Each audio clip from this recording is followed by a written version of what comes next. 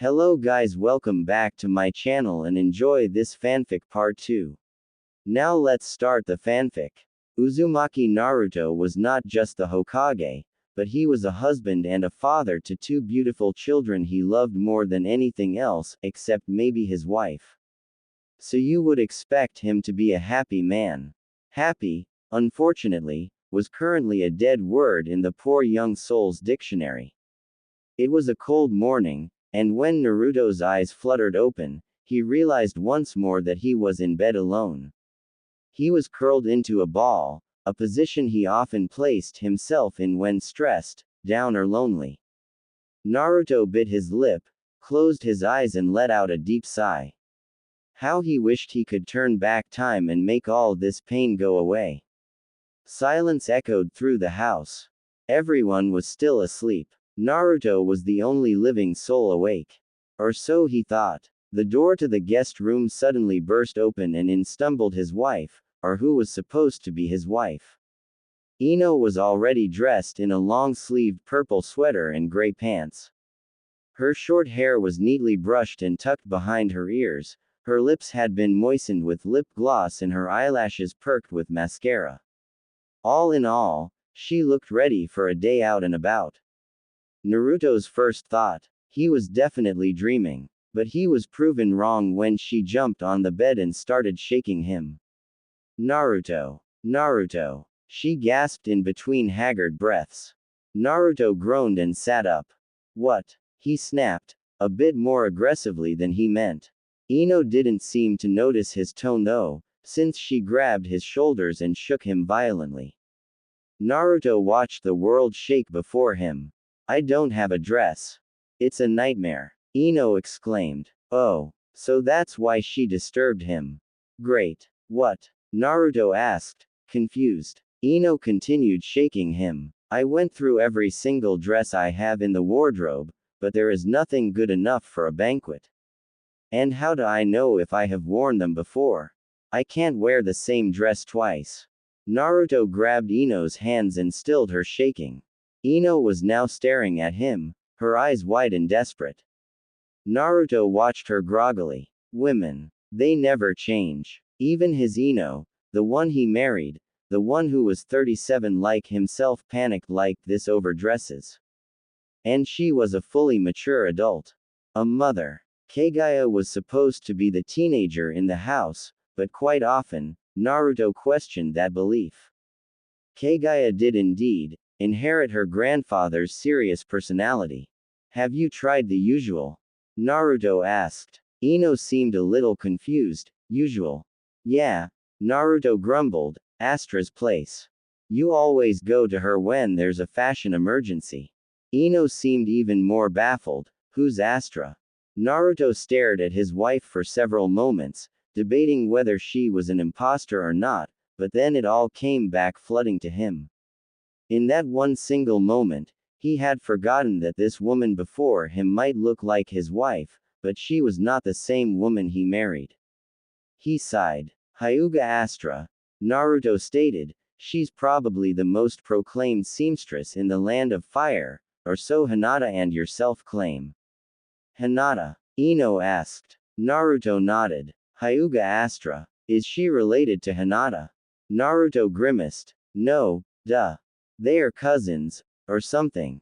I never really bothered to ask. Anyways, why don't you go find something at Astra's place? Ino thought for a while, then smiled. You are a genuine lifesaver, Naruto. I could kiss you right now. And then Ino jumped up and dashed out of the room. Naruto sighed. How he wished she did kiss him. Ino stopped when she was halfway into the central business area of Konoha and slapped her forehead. She didn't even bother to ask Naruto where exactly Astra's place was located. Ino groaned. Now she felt like a complete idiotic fool. Should she turn around and go ask him? She thought of it, but she had a feeling he would be busy, being Hokage and all, so she decided against it. She decided to ask for directions instead. If Astra was the best seamstress in the land of fire, then someone is bound to know where to find her. Besides, she was a Hyuga, All Hyugas are famous. Right, right. Ino tapped the shoulder of the first woman she saw. From the back, she was slightly shorter than Ino, had long wavy black hair and was dressed in white and red robes. She was carrying a toolkit and pouch, so Ino deduced that she was a kunoichi. The woman spun around, and Ino came face to face with Asuma's face, only younger, and female. The woman smiled, her ringed crimson eyes smiling with her mouth. Ino! The woman exclaimed, and then she pulled Ino into a breathtaking hug. Ino squirmed and coughed, and then the woman pulled away and laughed. Sorry. Didn't mean to choke you. Ino smiled. After all, she could do nothing else. She didn't even know who this was. It's been too long. The woman gushed. Father and I were hoping to train again soon. We should spar. Ino panicked, but didn't let it show. Oh, yeah, sure. The woman furrowed her brows. Are you all right? You seem a little out of it. People and society. Ino was about to reply, but the door behind them that led into an antique store opened and a tall, dark-haired man stepped out. He had tanned skin, a few strands of gray hair on his head and beard, warm brown eyes, a cigarette popped in his mouth and his hands buried deep in his navy pants pockets. Ino's eyes widened and her breath was swept away. The world came to an absolute standstill as she stared at the man before her. She had to be dreaming. This was a sick and cruel joke. It had to be. For Sarutobi Asuma was supposed to be dead. Asuma glanced at Ino, winked at her, then he proceeded to poke the woman before her on the head. The woman grumbled and turned around, her hands on her hips. Funny. She groaned. Very funny, Daddy. Asuma shrugged. You love it, kid. The woman poked out her tongue, then turned back to face Ino, who was still frozen in shock. I was just asking Ino if she could spar with us sometime. Asuma smiled. Excellent. How have you been, Ino? I haven't seen you in a while. My recent mission dragged on a bit long. Akemi could not keep her mouth shut on the way home. The woman before him huffed. Some great father you are. You broke a nail, Asuma pointed out. Akemi narrowed her eyes. A very precious nail. Asuma rolled his eyes. Ino suddenly gasped and came out of her shock. She glanced between the two before her and came to a conclusion. This woman, Akemi, was Asuma and Kurenai's baby. The one Kurenai was currently expecting in her time.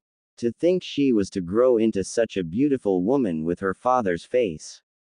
Ino could not bear it. The tears just started to flow on their own. Asuma and Akemi stared at the blonde in shock. Akemi was first to speak. You offended her, Daddy. How dare you? A woman's heart is a weak thing. Asuma lifted his arms as if he was surrendering. What? All I said you broke a nail. Akemi pointed her finger at her father's face, and Ino thinks nails are precious. Ino sobbed, but laughed at the two before her. How she missed Asuma. To think he was standing before her, so warm and alive. Her older self was one damn lucky woman. But how could it be? How could Asuma be alive, when in the past he died? So many questions with not enough answers. I'm sorry. Ino sobbed. It's so good to see you. Asuma laughed softly. I was only gone for 3 weeks, Ino. Miss me that much? Akemi snorted. I would never miss you. I wasn't talking to you, Asuma deadpanned. Besides, you were with me those 3 weeks. Of course you wouldn't miss your dear old daddy. Ino laughed again. Yes, this man was indeed her old teacher. That much she knew. Asuma and Akemi escorted Ino to Astra's place. Along the way they told her about their mission, and how they were worked to the bone by some crazy old lady with a baboon as a pet. Ino laughed all the way. The father and daughter was so alike, even their facial expressions looked the same at the same time. The only Kurenai Ino could see in Akemi was her eyes and hair, but that was about it. Here we are, Akemi stated. Ino stopped and looked up at a small, narrow building with 2 floors. It was rather plain, with 2 small windows and an old wooden door. There was no sign or label. In fact, it didn't look like a shop for dresses at all. Thank you. Ino thanked the two. Asuma and Akemi shrugged, then excused themselves, since they had to report into Naruto. The minute Akemi said his name, she got a devilish look on her face and winked at Ino. What it meant was still a mystery. Ino stepped up to the door, a smile gracing her features as she thought about her teacher and his daughter. Akemi. It certainly rang a bell. Ino raked her mind for any memories and then it came. Wasn't Akemi supposedly the one Hyuga Masahiro had a crush on? Ino giggled. She could certainly see why. Akemi was a doll. Ino lifted her hand to knock, but the old wooden door swung open before she had a chance. In the doorway stood a young woman with dark navy hair that curled around her face, red lips, white eyes and dressed in a very elaborate kimono. Ino blinked. The woman watched her, then smiled, but Ino could have sworn she saw some disdain in the woman's eyes. Ah, the woman sighed, Lady Ino. A pleasure, as always.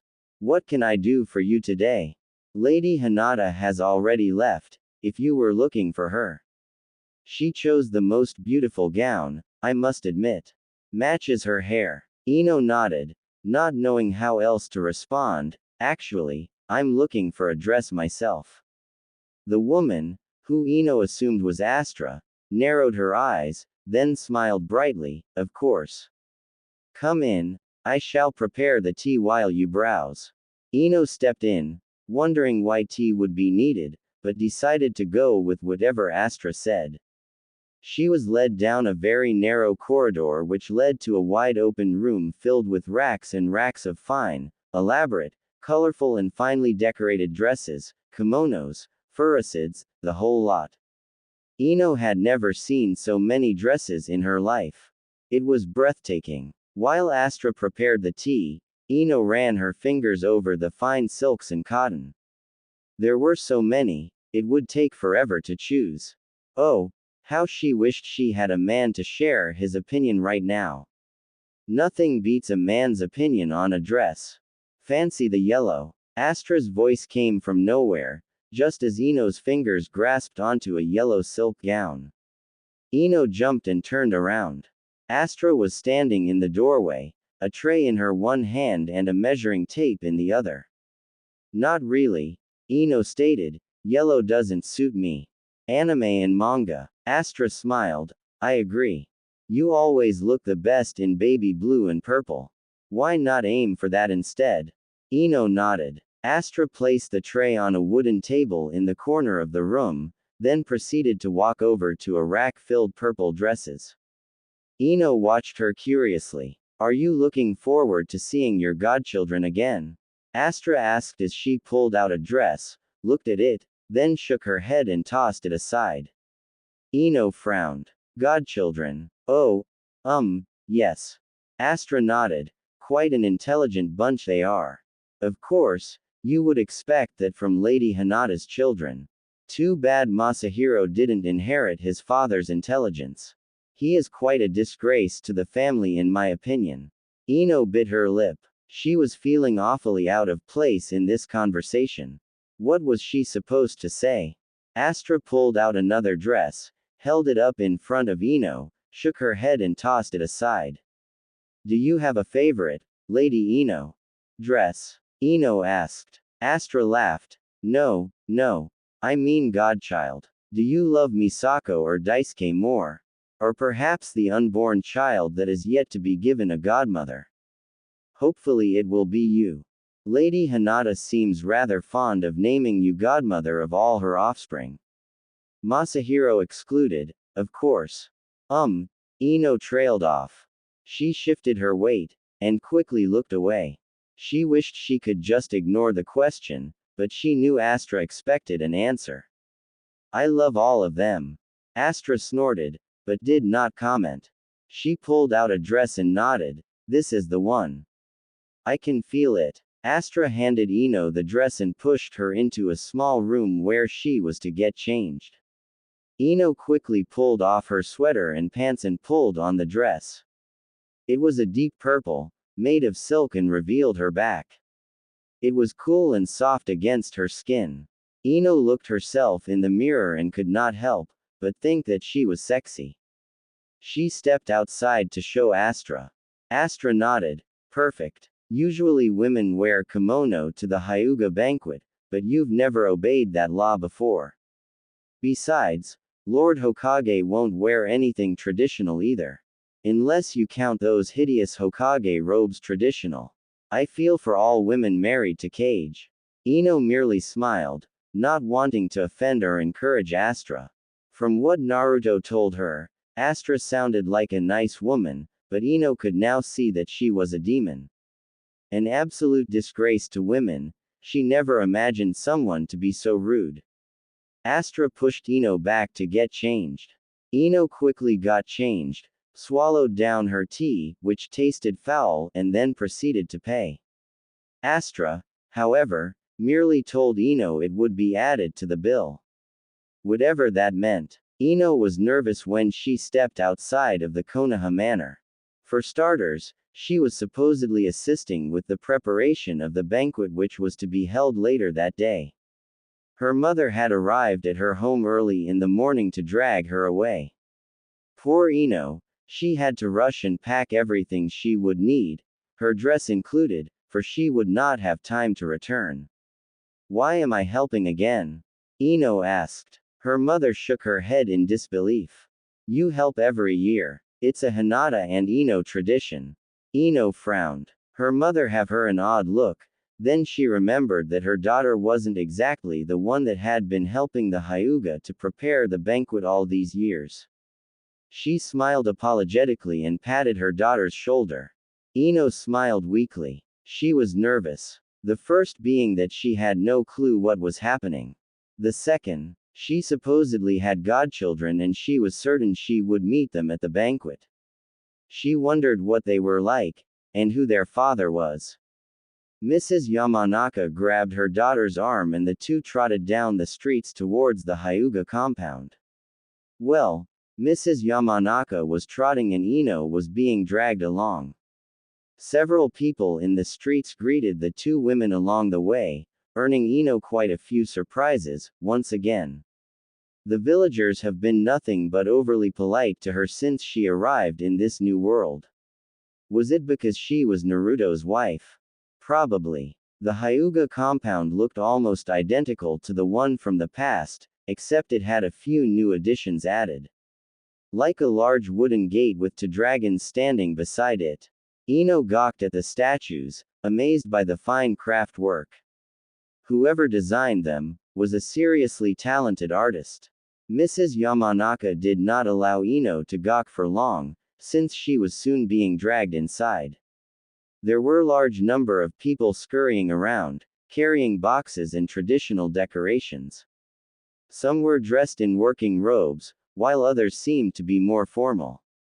Most of the workers seemed to be people from outside the clan, while the people in more formal dress all had the same Hyuga family eyes. One woman came to a halt when Ino stepped inside. She was a servant, dressed in a black yukata and a white apron. She bowed and quickly took Ino's things, claiming that it shall be taken to her room. Ino frowned. She had her own room here. The servant rushed off, soon to be replaced by another one who bowed down in her knees and took off Ino's shoes, much to her discomfort. She felt so horrible for allowing others to do everything for her. The servant then washed Ino's feet in a tub of hot water and handed her a pair of soft, brand new slippers. Ino took them, her eyes wide. The servant smiled, bowed, then turned to do Mrs. Yamanaka's feet. A male servant, presumably the butler, appeared and bowed before Ino. Lady Hinata has been expecting you. She's in the drawing room, if you wish to see her now. Ino merely nodded and allowed the butler to escort her to the drawing room, which was a large traditional room furnished with dark wood and elaborate paintings. Hinata was sitting beside the window, staring out into the garden. She looked just as elegant as a few days earlier, her hair tied up in a bun with a red ribbon and clad in a white and golden kimono. Hinata looked up at Ino and smiled. Naruto told me you might not be able to make it, I'm glad you did. Ino frowned. When did Naruto tell Hinata that? Making a note to ask him later, Ino sat down opposite Hinata. The butler served the two ladies tea, then left the room. I was thinking about Madoka, Hinata stated out of the blue. Ino looked up from her teacup, her eyebrows furrowed. Hinata laughed. If the baby is a girl, I want to name her Madoka. Ino glanced at Hinata's baby bump, then nodded slowly. That's a nice name. What does, the father say about that? Hinata's smile faltered and she looked back out the window. Ino felt her stomach drop. Did she touch a nerve? Could it be that the father wasn't even in the picture? Suddenly Ino felt like kicking herself. He doesn't know, Hinata whispered, I haven't discussed it with him yet. I will when he comes home. Ino frowned. When did you decide on the name? Hinata's smile returned, allowing Ino to breathe normally again. Hinata took a sip of her tea. A few days ago actually, when I was in your shop. Oh, Ino trailed off, so, you're going to use the characters for Circle and Flower. Is that what inspired it? The flowers. Hinata nodded. Ino smiled, then frowned again. So why haven't you been able to discuss it with the father? Hinata seemed alarmed by the question. She gave Ino an odd look, but answered anyway. I haven't been able to write letters to him recently. I'm far too busy. Ino merely nodded. She wanted to know more, but she could already see that Hinata was becoming suspicious of her questions. She couldn't spill all her secrets now, could she? The women sat in silence, enjoying their warm tea when a voice echoed through the hallway, and then seconds later the door to the drawing room snapped open, revealing Masahiro with a very annoyed expression, and a certain Sarutobi Akemi on his back with a huge smile plastered on her face. Lady Hinata. Masahiro shrieked. Hinata gave him a glare. He cleared his throat. Ahem, mother. What possessed you to invite this thing on my back? Akemi giggled. Oh come on, hero. I can be useful sometimes. Besides, Kana has a boyfriend and no longer has time for me. And she calls herself my best friend. She's worse than her father, I tell you. Masahiro groaned, while Akemi beamed widely. Hinata merely smiled at the sight. Ino noticed the evil gleam in Hinata's eyes and gulped. Hinata planned this. She wanted Akemi to annoy Masahiro. Ino chuckled. It was actually kind of cute. Well then, Masahiro snapped, make yourself useful and help. Akemi pouted, got off Masahiro's back, waved at Ino and then dragged Masahiro out of the room. He protested the entire way, until they could no longer be heard. Hinata burst out laughing, causing Ino to look at her, alarmed. Sorry. Hinata tried to calm herself. He's so different from when he was a child. Akemi is really a great friend to him, he just denies it. Ino quirked an eyebrow. Different? How? Hinata was becoming suspicious again. Ino panicked. This was bad. She couldn't let more people know about her problem. However, just then, Mrs. Yamanaka burst into the room, her arms filled with baskets of flowers. Let's flower arrange, ladies. She exclaimed. Ino silently thanked her mother for saving her. It was exactly 4:15 when a whistle echoed through the Hyuga household. Ino looked up from the flowers she was arranging into vases, confused. Hinata was already running to the doorway, a childish grin on her face. It was the first time since Ino had awoken in this new world that she saw the smile that 16-year-old Hinata always wore. Mrs. Yamanaka laughed. Ah, the master of the household has returned. Quite early. He doesn't usually arrive until 5. Strange. Ino glanced at her mother, still confused. Mrs. Yamanaka rolled her eyes, quickly placed another rose amongst other flowers and then stretched her arms above her head. Might as well go and greet him. I'm sure Misako and Daisuke are eager to see you again, Ino. She recognized those names at least. Hyuga Astra had mentioned them. Her godchildren. Mrs. Yamanaka noticed her daughter's confusion and patted the blonde's shoulder. You'll be fine, Ino. Just be yourself. They won't notice that you're a teenage version of, well, yourself. Ino merely smiled weakly and followed her mother silently. They made their way through the corridors until they finally reached the front door of the main house. Outside there were several men, all dressed in Suna-style flak jackets and headbands. A few servants were attending to some of the men, serving water and other refreshments. Ino searched for Hinata, finally finding her in the arms of a red-headed man dressed in green robes that looked exactly like Naruto's robes. Ino stared stunned as the two kissed, like they haven't seen each other in months, or even years. Is that Gaara? Ino asked, her eyes wide. Her mother laughed, the one and only. He's. Ino trailed off. Really? She could not think of a word to say. Hinata's husband. Mrs. Yamanaka finished for Ino. Yes, indeed.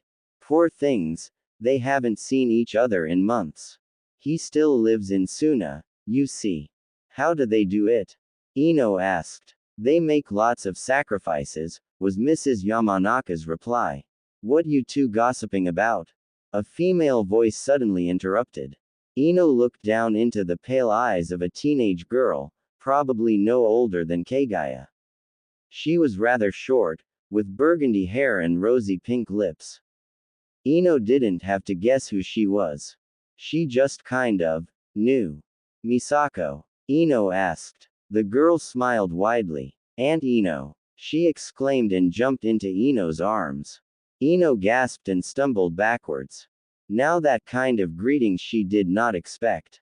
Aunt Ino, I missed you. Suna was fun, don't get me wrong, but I missed your pork buns. And I missed playing with water balloons. Ino merely smiled and patted the girl's back.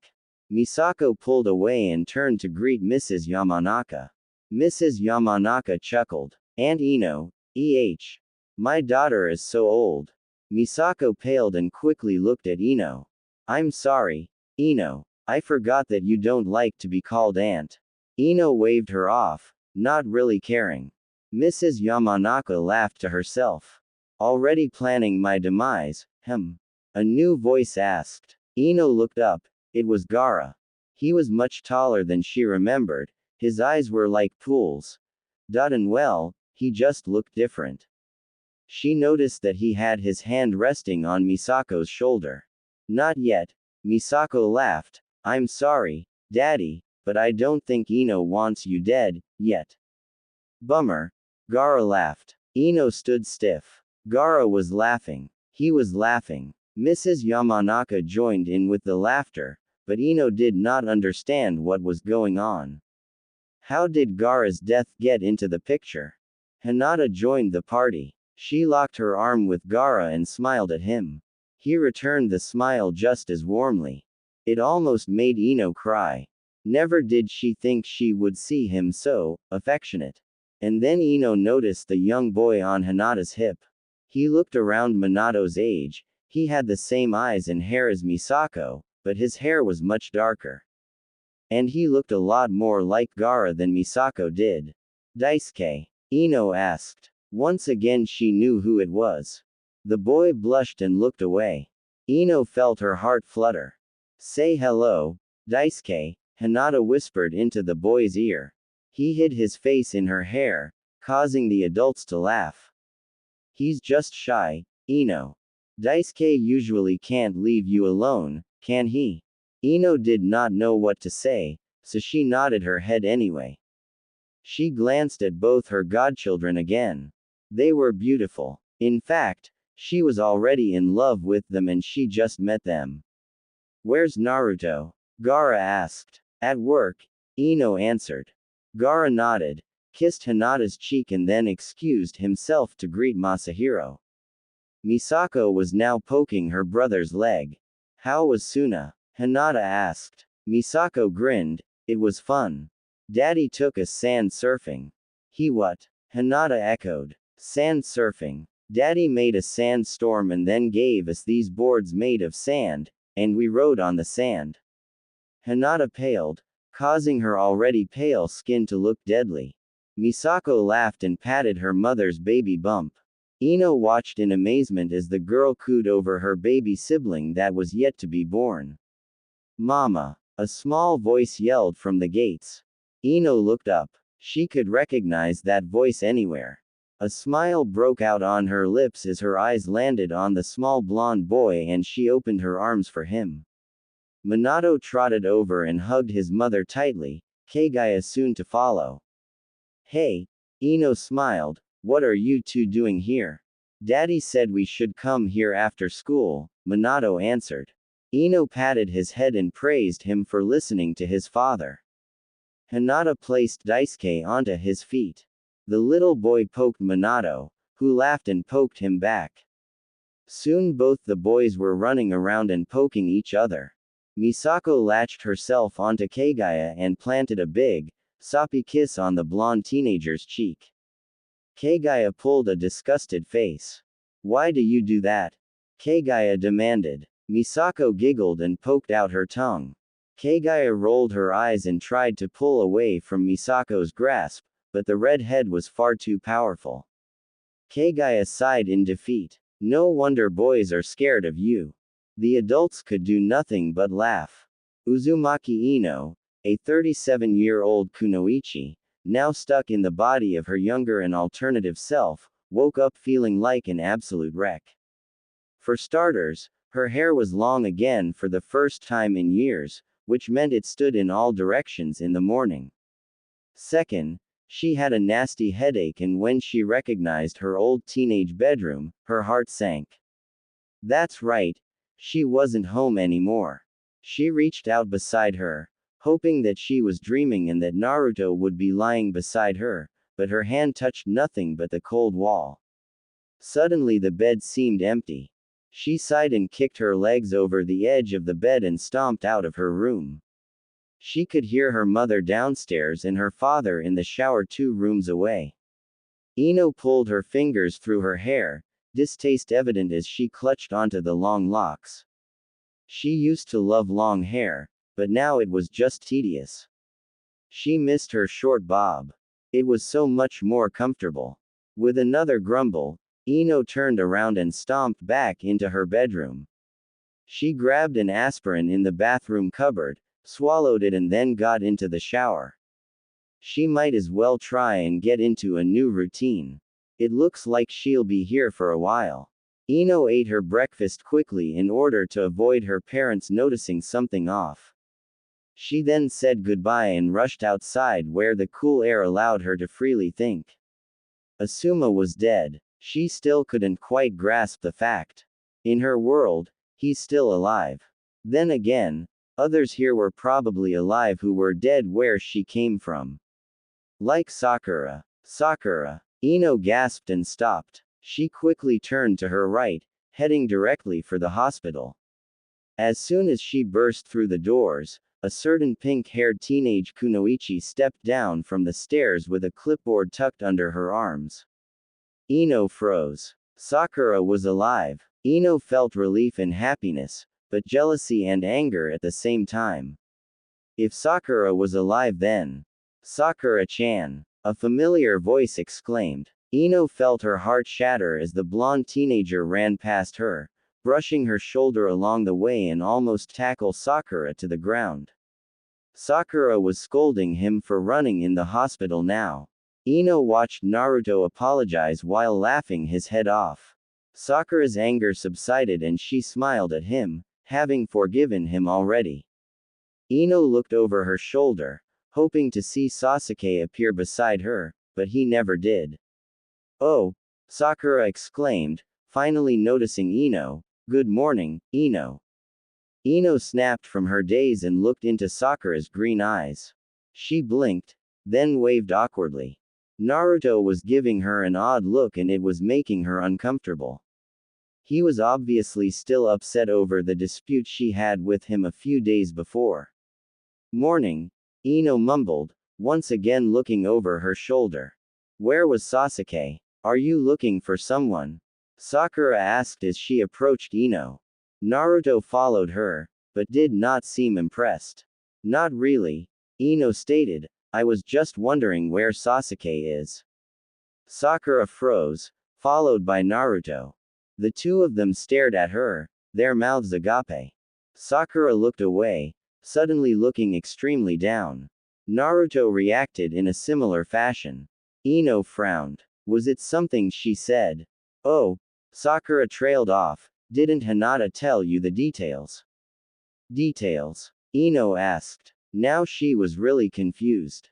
Sakura nodded. He killed Itachi, and it doesn't look like he's planning to come back.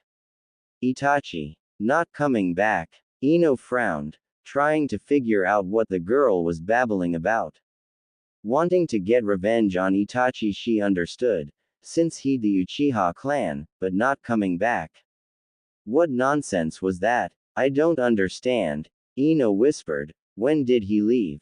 Sakura and Naruto glanced at each other, then back at her. Are you alright, Ino? Sakura asked. Don't you remember? It's been 3 years since he left Konoha. Now this was news. Yet another part of the world that had changed. Here, Sasuke has left Konoha and from what Ino can gather probably became a rogue. While back from her world, he had tried to leave, failed to Itachi and came back moping. Of course he ran after Orochimaru, but he grew impatient and after he failed to Itachi a second time, he returned to Konoha.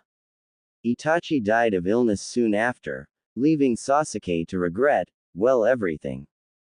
He was never the same again. Until Karin came along. Sakura was worried now. She looked at Ino. She didn't seem out of the ordinary, yet there was definitely something wrong. Ino snapped from her daze and narrowed her eyes. Sasuke was a rogue. With that in mind, Ino turned around and stomped out of the hospital, leaving Sakura and Naruto behind, both still thoroughly confused. Ino was walking aimlessly through the streets of the old Konoha that seemed so severely different from what she was used to. Every now and then she would stop and stare at a familiar or completely new building or setting. Some things seemed the same, while others seemed different. Hey, Ino! Someone called her from behind her. Ino stopped and turned around, noticing that it was Naruto running towards her. She blinked, surprised that he was smiling and waving at her. Wasn't he angry at her? Ino frowned, then chuckled to herself. Of course he wasn't anymore. Naruto never held grudges after all. Naruto stopped before her and nervously rubbed the back of his head. Hey, Naruto, Ino tried to seem casual. I'm sorry about the other day, Naruto mumbled. Ino shook her head. No, I should be sorry, Ino stated. She looked away from him. She couldn't look in his eyes, for if she did, she might just do something she would regret. An awkward silence followed. Do you want to go get some ramen? Naruto finally asked. Ino looked up, surprised, then smiled. Why not? Sitting with Naruto at Ichiraku brought a wave of nostalgia over Ino. She couldn't keep herself from watching him slurp noodles up with a large grin plastered on his face. Yes, she was frustrated that she was stuck in her hormonal teenage body, but at the same time, she loved being close to a young Naruto like this again. To see his careless self. Of course, he is still careless, even as an older man, but he has matured. She missed his childish personality sometimes. Naruto noticed Ino was staring at him. He blinked, touched his face, then blinked again. Is there something on my face? Ino chuckled. No. Naruto quirked an eyebrow, shrugged, then returned to slurping up his noodles. Ino turned to her bowl and suddenly felt sick to the stomach. She pushed the bowl away and tried to clear the knot in her throat, but she could feel her stomach churning even more wildly. Naruto gave her an odd look. She merely smiled. She inhaled deeply, but the feeling in her stomach did not go away. Does it hurt? Ino asked, hoping to distract herself. What? Naruto asked with his mouth full of noodles. Knowing that Sasuke is out there, doing something that you normally wouldn't agree with. Ino asked, her voice in a whisper. Naruto looked down at his hands. It hurts, Naruto confessed, but I won't give up on him, yet. Sasuke will come back, even if I have to drag him by his ears. Ino smiled weakly. You're a good friend, Naruto. Naruto beamed at her, then returned to eating. Ino sighed and looked up at the ceiling. The nauseous feeling was still clinging to her. She felt big, bloated and ugly. It was strange. Are you on a secret mission or something? Naruto suddenly asked out of the blue. Ino looked at him, surprised. Naruto laughed nervously. It's just, you seem so different. You're not usually this calm. And then there is that stuff you're keeping from me about the other day. I'm sorry, Naruto, Ino whispered, but I really can't tell you. I'm doing this to protect you, not to go against you. Protect me from what? Akatsuki. I've faced them multiple times already. Naruto exclaimed, slightly annoyed. Ino winced at his tone. Naruto noticed this. I'm sorry, Ino. I didn't mean. Ino shook her head. No, you have every right to yell at me. I'm keeping something from you. What kind of friend am I? A good one. Ino smiled. Naruto reached out and touched her hand. She froze as his fingers brushed past hers. She looked up into his eyes. Those pools of blue that never seemed to end. Ino found herself hopeful. How she wished to hold him. But just as she started hoping, Naruto pulled away and returned to eating. Ino laughed as Naruto twirled down the streets on the way to her family home. It was good to see him in high spirits. However, every step Ino took forward, the nauseous feeling in her stomach worsened. Ino bit her lip and let her hand rest on her belly. She was unaware of her alter self's history. She really hoped she wasn't 16, hormonal and pregnant. That would just be horrendous. Naruto suddenly stopped twirling and turned to face her. You alright? Ino nodded. Naruto returned to twirling. Ino spotted her house and pointed to it. Naruto merely nodded and continued twirling in the right direction. They came to a stop before the door. Mrs. Yamanaka was inside arranging some flowers. Naruto waved at her. She waved back. Ino smiled and looked up into Naruto's blue eyes. Those very same eyes she looked into every day. The same eyes that watch her, fascinated and full of adoration. But now his eyes contained nothing but a smile. There was nothing like what she shared with her husband. Ino hoped she could change that. After all, how long was she going to be here? She might as well make it worthwhile. With that in mind, Ino stepped closer to Naruto, took hold of his arm, leaned forward and planted a kiss on his cheek. She felt Naruto stiffen. When she pulled away he was bright red. Ino smiled at him, winked and then stepped inside. Naruto could not believe what just hit him. Mrs. Yamanaka watched her daughter kiss the blonde boy's cheek and smiled to herself. Her daughter was growing up. How sweet. When Ino stepped inside, Mrs. Yamanaka smirked loudly, causing Ino to glance at her curiously. Yes, Mama, Ino asked. Mrs. Yamanaka merely shook her head. Young love, dear, young love. Ino knew what her mother meant. Ino spun around in the mirror, her eyes sparkling with delight. The dress she had brought a few days ago suited her figure perfectly. And to add to that, Ino only just realized how amazing her older self actually looked. For a mother of two, she didn't carry much weight, she still had her curves from her teen days and her skin radiated. How could she have missed this before? A knock on the door shook Ino from her reverie. She turned around and noticed that it was Hinata dressed in a lavender gown. Her hair was pulled up into a neat chignon bun with several hair ornaments arranged on her head. Naruto was starting to wonder where you went, Hinata laughed. Oh, Ino blushed, I'll be right there. Hinata nodded and left. Ino turned to look in the mirror once more, then proceeded to place the single clip with a large flower on it just above her ear. There wasn't much she could do with her short hair, but at least she could wear a hair clip to give her hair some life. Satisfied with her appearance, Ino left the room. The banquet was just starting, with the first guests already arriving. Gaara and Hinata were standing hand in hand by the door, welcoming everyone. Naruto was with them, but he seemed to be off in his own little world. Ino decided to join him. The guests were expecting to see her with her husband, of course. Several strangers came in and greeted Ino as if they knew her. She merely greeted them with a smile, hoping they wouldn't pester her for too long. Hinata often glanced at Ino curiously, but Ino tried her best to act as naturally as she could. Naruto eventually started to greet people with a large smile, his hand resting on the small of Ino's back, which made her nervous, but she made no move to push him away. Two familiar faces appeared in the doorway. One was a man, with dark brown hair, a goatee and a ponytail on top of his head. He was dressed in a traditional hakama and kosode. Another was a woman with blonde hair and blue eyes. She was dressed in a blue kimono with a pink obi. She was smiling radiantly, but her smile widened even further when her eyes landed on a certain redhead. Gaara! She exclaimed and pulled the poor Kazekage into a very tight embrace.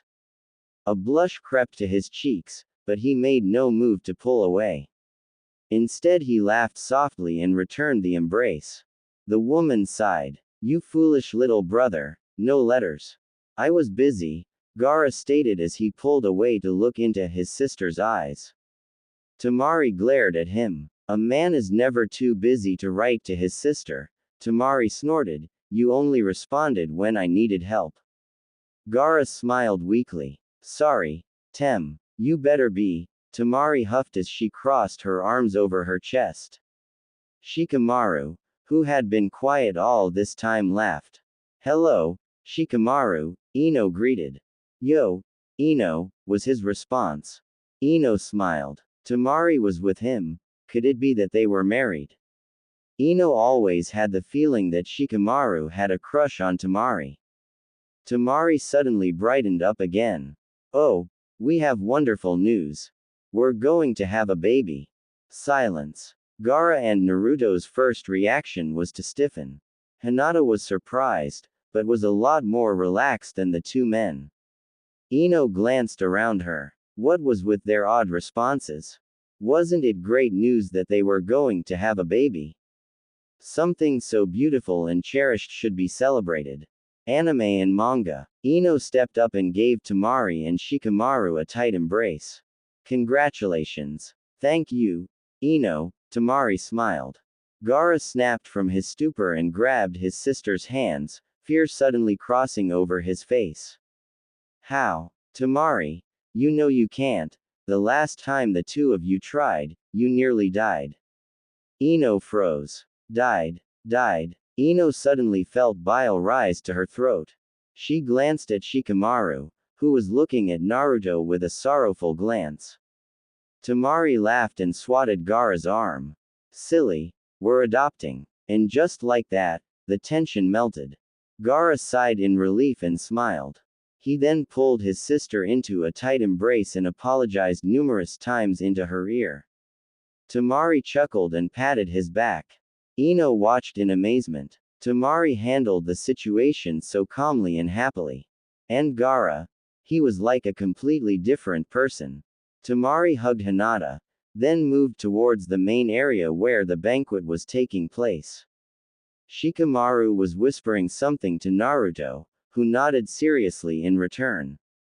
Shikamaru then shook Naruto's hand, and joined his wife. Ino moved back to stand next to Naruto, his hand immediately returning to the small of her back.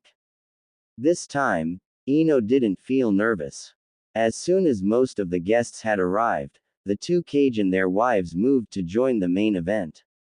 Ino immediately moved to converse with Shikamaru and Tamari, excited to hear about their new baby they were going to adopt.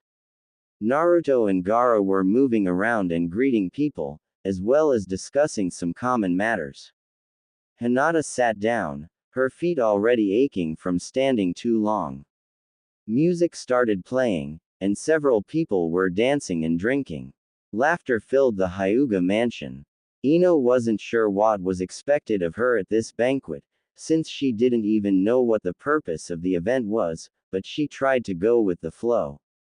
Minato and Kagaya were playing with Misako and Daisuke outside in the garden. Several other children were with them, including Masashi and Itachi. Masahiro and Akemi were standing together with several other people their age, laughing and chatting. Ino could have sworn the one girl with them looked like a female version of Kakashi, without the mask, of course. Ino! A male voice exclaimed. Ino spun around and nearly fell backwards when she collided with someone's chest. Two strong arms caught her, and laughter filled her ears. Sorry. Didn't mean to scare ya. Anime and manga. Ino looked up and smiled widely. Kiba. Kiba grinned and stepped back, giving Ino some room. Much like the other men, Kiba looked different as well. His hair was long now, he was taller and it looked like he was blind in one of his eyes. Unlike most of the guests, Kiba did not dress traditional, but more modern. It's good to see you. You too, Kiba stated. You've been dodging public lately, why is that? Ino blushed. Well, the truth was she wasn't exactly herself. Oh, busy with the children. Kiba nodded in understanding, then held out his hand towards her. Ino blinked, looked up into Kiba's eyes and then down again. Ino smiled and took his hand and allowed him to lead her onto the dance floor. It was a party after all, she might as well enjoy it. The two swayed in silence, but it was comfortable. Kiba did not ask questions, nor tried to make conversation, which gave Ino peace of mind. After a few dances, someone patted Kiba's shoulder. They stopped dancing and turned around, and came face to face with a tall, dark-haired man whom Ino could recognize anywhere. May I? Sasuke asked. Kiba laughed, nodded and bid his farewell. Sasuke took Ino's hand and the two moved into place and continued to dance. Enjoying the party? Sasuke asked. Yes, Ino replied, I would love to know what we are celebrating though. I couldn't ask Kiba, for obvious reasons. Sasuke chuckled. Indeed. It's Neji's birthday. Ino furrowed her eyebrows. Neji's birthday? This is quite a festival to throw for a branch member's birthday, don't you think? And why isn't the birthday man here himself? Sasuke opened his mouth to say something, but then closed it. They swayed in silence for several minutes and then the song ended. Sasuke pulled away and bowed. I think Hinata is the only one who can answer those questions. Ino frowned. But I can't tell her the truth. Why not? Sasuke asked as he stood straight. His onyx eyes were twinkling. She's your best friend, is she not? She is. Ino asked, her eyes wide. Sasuke chuckled. I do recall telling you Karin is your best friend, but Hinata is different. She's the sister you never had, Ino. Keeping secrets from her is almost impossible. I'm surprised she hasn't approached you yet. I'm certain she's picked up your strange behavior. Ino stood frozen and flabbergasted. She wasn't that surprised about her friendship with Hinata, she was more surprised that Sasuke was telling her to tell Hinata the truth. Had he not warned her earlier with Naruto not to tell more people about who she really was? Sasuke must have noticed her confusion, because he squeezed her hand, reassuring her that everything was alright. Ino smiled at him gratefully. Sasuke in this world was so different from the one she knew. When the song ended, Sasuke excused himself and disappeared into the crowd to find his wife. Ino stood by herself for several minutes, then quickly moved to the side as a new song started to play. Ino sighed and sat down. She scanned the room with her eyes, in hopes of finding Hinata alone, but the heiress was dancing with Naruto. Ino watched the two and couldn't help but think of the 16-year-old Hinata who loved Naruto. Strange how here Hinata married Gaara. Ino noticed from the corner of her eye that someone sat down. She turned to face her new guest, and was surprised to see Masahiro. He was dressed in a traditional kosode and hakama and his hair was tied back in a small ponytail. It was kind of cute, since his hair was rather short. Enjoying the part, Masahiro? Ino asked. I always enjoy the banquets you plan with Hinata-sama, Masahiro stated. Ino smiled and turned her gaze back to Hinata and Naruto dancing. Why do you call her that, Masahiro? Isn't she your mother? Masahiro sighed and looked down at his hands. Then, determined, he stood up and turned to face Ino. She blinked in surprise when he held out his hand. Would you like to dance, Ino? Anime and manga. Ino chuckled and took his hand. They moved to the dance floor and started to sway to the music. Masahiro was a fantastic dancer. The song ended, but they continued dancing until the next song started to play. My father always addressed my mother formally, Masahiro stated out of the blue, even after they had relations beyond that of friends. Ino looked up into Masahiro's eyes, surprised. She didn't think he would answer her question. Ino furrowed her brows, now even more confused than before. I don't understand, Ino whispered. Gaara doesn't address Hinata formally. Masahiro raised an eyebrow. What are you talking about, Ino? You know Gaara isn't my father. Ino's eyes widened and then she started to panic. Ino bit her lip and looked away from Masahiro's gaze, hoping he wouldn't push the issue further. This was a problem, she just gave away a big clue that she wasn't who he thought she was. Masahiro, can I steal Ino from you? Hinata's soft voice came from behind him.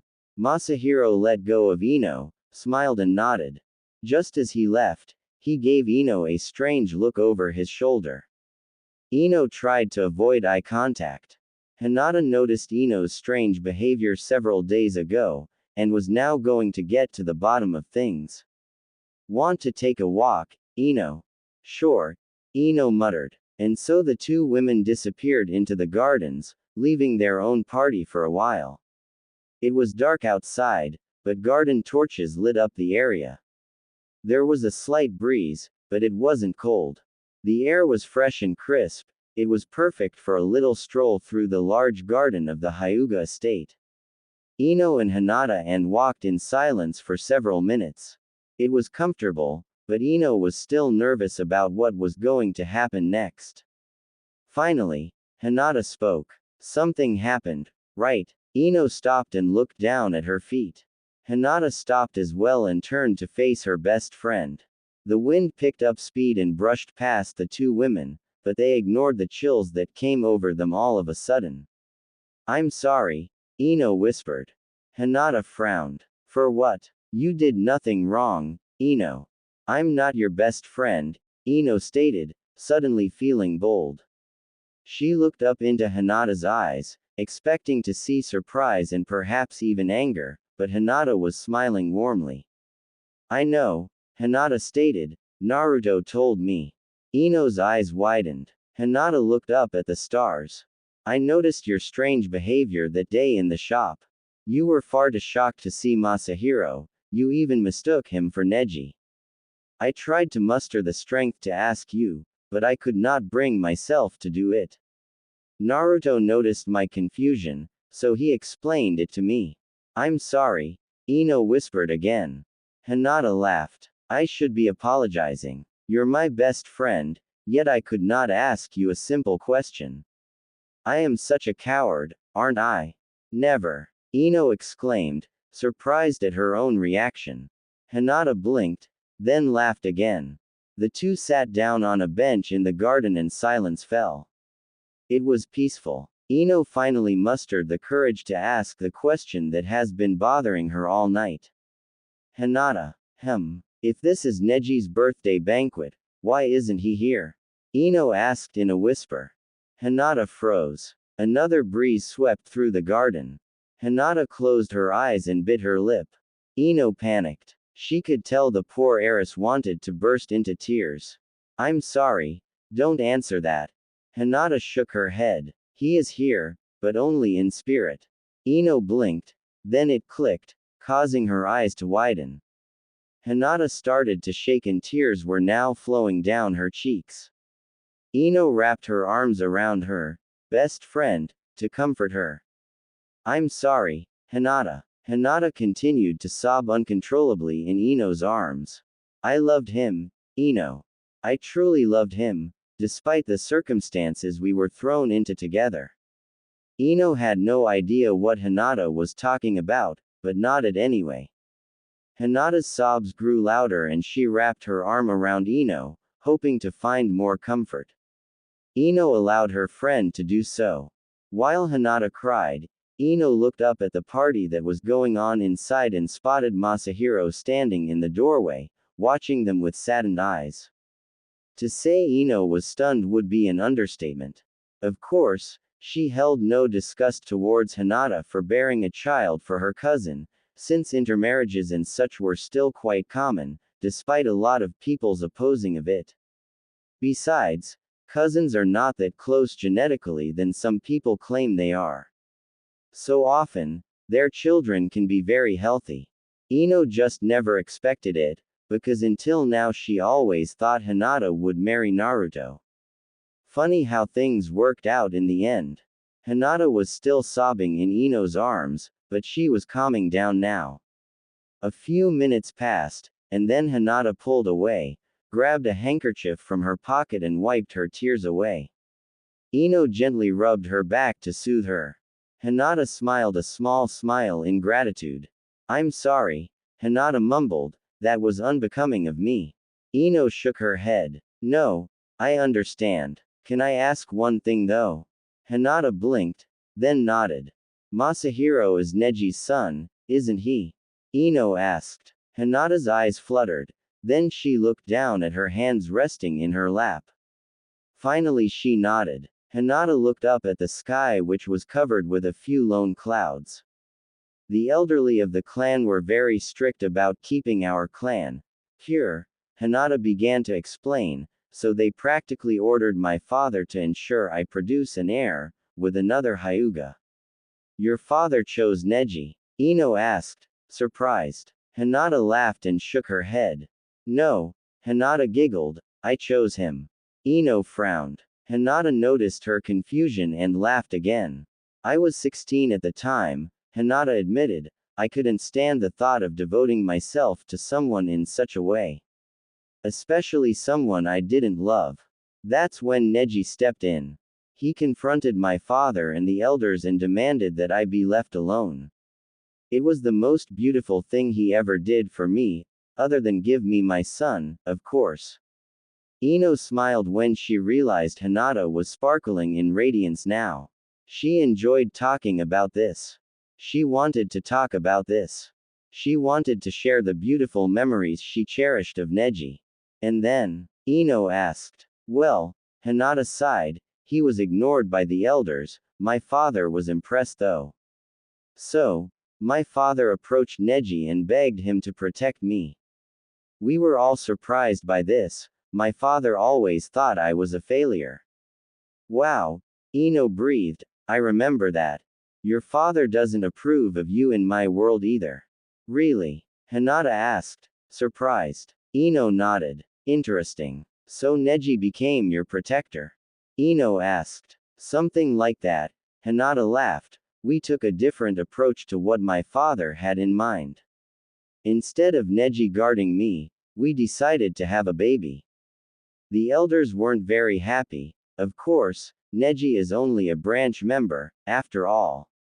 Ino blinked. Hinata never seemed to be the rebellious type. It was fascinating though, hearing this story. Ino could never imagine something like this happening with the Hinata and Neji she knew. They were close, yes, but not that close. Silence fell. The music, chattering and laughter could be heard of the party inside, but the garden was peaceful. Masahiro was still standing in the doorway, watching the two women talk. He did not dare move. Ino found this very sweet of him, watching over his mother like a devoted protector, very much like his father. How did he die? Ino finally mustered the courage to ask the dreadful question. In the war, Hinata whispered, my best friend told me he died a hero. A lump suddenly formed in Ino's throat. She looked into Hinata's eyes, looking for confirmation, and she received it. Ino looked down at her hands and then back up into Hinata's lavender eyes. I was there. Hinata nodded. I was already far in my pregnancy and was unable to fight. Kurenai was pregnant with Akemi at the time too. A group of enemies were heading to the village to massacre the women and children. Neji stopped them, but lost his life in the process. Silence fell once more. After that, I thought I would never heal, Hinata confessed. I was alone with a child and in despair. That's when you lifted me up again. You were there when I needed someone the most. A blush formed on Ino's cheeks. Hinata noticed this and smiled. Oh, Hinata suddenly exclaimed excitedly, and you dragged me off on a double date, and that's how I met the love of my life. Ino blinked. Gaara. Hinata nodded vigorously. I love Neji, but I wasn't in love with him. I realized this a few months after Gaara and I became an item. I'm glad you're happy now, Hinata, Ino whispered. I wish I could say the same for you, Hinata stated, pointing at one of the windows looking out into the garden. Looks like your husband is looking for you.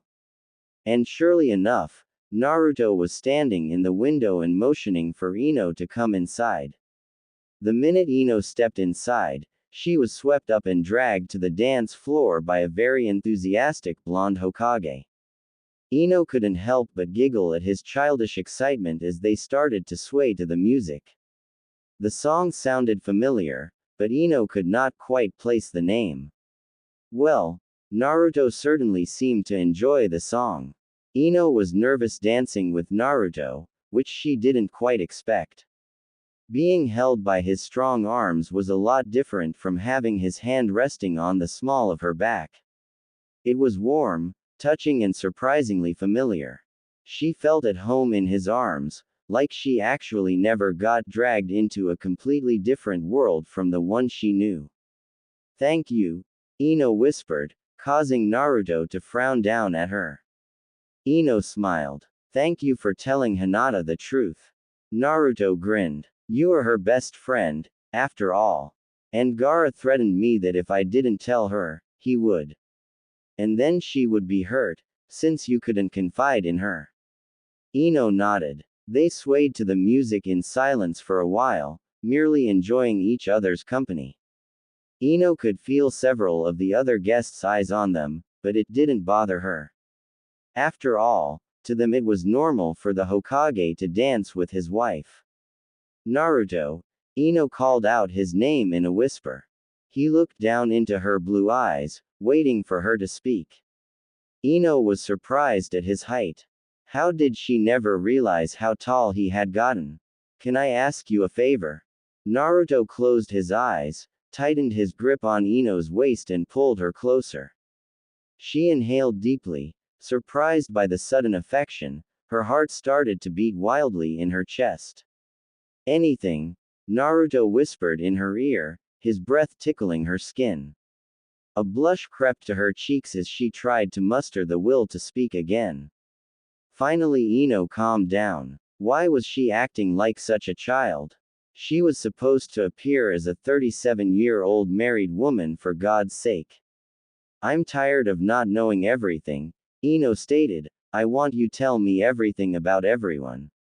If I continue to be oblivious, I won't ever be able to keep my identity a secret. Naruto pondered on this for a while, but finally agreed. Alright, I will tell you as much as I can. There are certain things I can't tell you, some stories you have to hear from others. And I can't tell you everything at once, you might collapse. Ino nodded and smiled. It felt like a weight was suddenly lifted off of her chest. What about one fact a day? That sounds like a good idea. Naruto agreed. Alright, here is the first fact. Kiba is blind in his left eye. I knew it, Ino exclaimed. Naruto blinked, then laughed. How did he go blind? Just a tragic accident with a kunai on a mission a few years ago.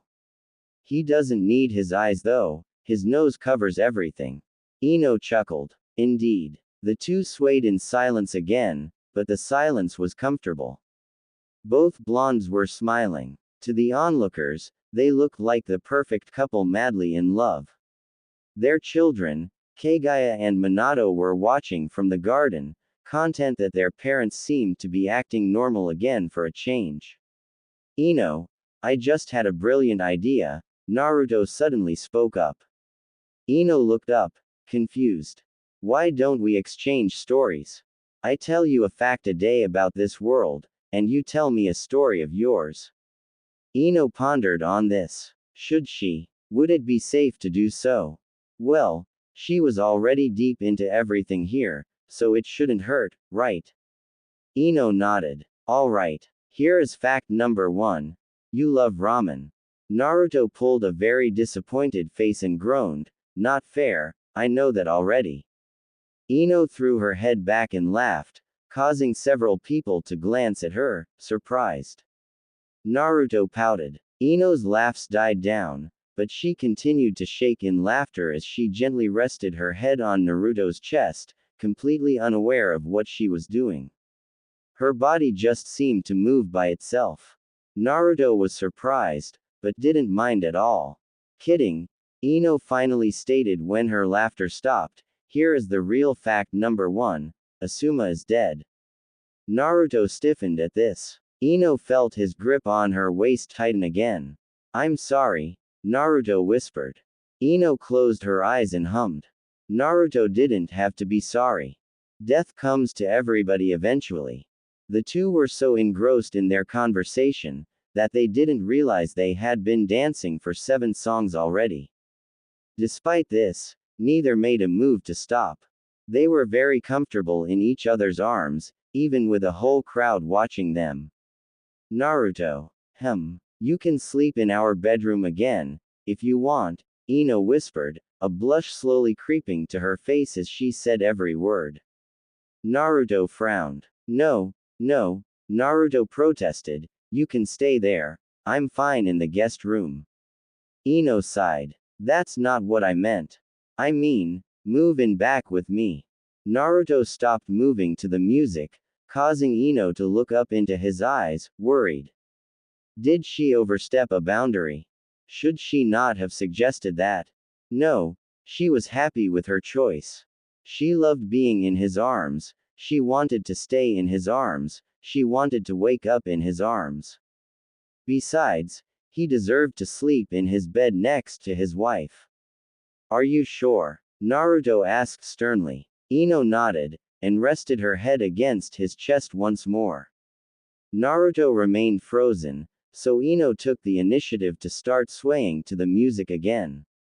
Naruto soon joined her, but this time he moved his arm from her shoulder and wrapped both arms around her waist.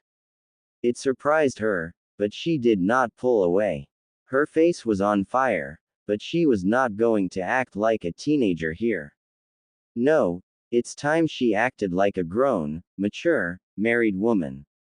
Because that is exactly what she is. Mostly. After dancing with Naruto what seemed like hours, Ino excused herself and escaped outside. She was hoping to find her children and give them each a tight embrace, but no child was to be seen. They must have moved to play somewhere else. Ino sighed and sat down on a bench, enjoying the cool air that hit her hot skin. Enjoying yourself, Lady Ino? A female voice asked. Ino looked up. already not feeling comfortable with her guest because of their tone of voice, and inwardly cringed when she realized it was Hyuga Astra, the seamstress. Yes, thank you, Ino replied as politely as possible. What about yourself, Astra? Astra smirked and looked up at the stars. I only attend because it is my duty. I see. Ino trailed off. She wasn't really in the mood to talk to Astra. She didn't like the woman. Her dresses and kimonos were beautiful and elegant, but her personality didn't seem to be of the same esteem. Everything about Astra's demeanor sent warning signals throughout every part of Ino's body. Minato poked his head up from a bush and waved. Ino smiled widely and waved back. Minato giggled. Mama, come play with us. Ino stood up, excused herself and started heading towards Minato's direction. A sudden chilly breeze swept through the garden. Ino shivered. She made a mental note to check all the children were warm. She didn't want any of them to get sick. Lady Ino, Astra called out her name. Ino looked over her shoulder, annoyed that the woman was still going to disturb her, despite the fact that she had excused herself. Yes? Ino asked, trying to hide her annoyance. Astra's smirk widened. I would be very careful if I were you. We don't want your world to come crushing down, now do we? Ino frowned, completely confused. What was Astra trying to say? What are you talking about? Who do you think you are? Ino was starting to feel anger boil within her. Astra's smirk continued to grow wider, which sent a shiver down Ino's spine. Just be careful, Astra whispered as she disappeared inside, or you might lose something dear to you. Ino splashed her face with water and looked up in the mirror. Her short hair was still something she had to get used to, but she really admired the way the style suited her. Satisfied that the makeup was removed, Ino moved back into the bedroom where she sat down and started to blow dry her hair. Naruto came in and closed the door behind him silently. The kids are in bed. Minato woke up again, but he quickly dozed off when I told him we're home. Ino smiled. Thanks. Naruto shook his head and removed his robes. Ino froze, but sighed in relief when she realized he wore a black shirt and pants under the Hokage robes. Naruto glanced at her, smirked, and then moved to the bathroom. Ino continued to blow dry her hair, while trying to calm her sudden erratically beating heart. The banquet was a huge success. Everyone felt good about attending. Hinata offered for Ino and family to stay the night, but Ino declined. She really wanted to get the children home and make sure they were well rested for the upcoming week. Hinata understood and complimented Ino on how quickly she has taken to motherhood. Ino merely blushed. Now they were home, and Ino could not deny that she was nervous. It was silly of her to be nervous, she was after all the one who invited Naruto back into their bedroom. But she couldn't help it. Can't be blamed, she was only a teenager at heart. With her hair dry, Ino moved to the wardrobe to find her pajamas. She was still only dressed in a cotton nightgown and it was starting to become chilly. Ino finally found a blue tank top with matching pants with pink rabbits on it and quickly got dressed, since Naruto wasn't going to stay in the shower much longer. Satisfied, Ino moved to the bed and made herself comfortable with a book she had found early that morning in the study. Naruto came back in from the bathroom with nothing on, but a towel. Ino glanced at him, blushed deeply and quickly looked away. Naruto didn't seem fazed by her reaction at all, since he ignored it and moved to the wardrobe to find something appropriate to wear. Ino tried to fight the urge to stare, but she couldn't help it.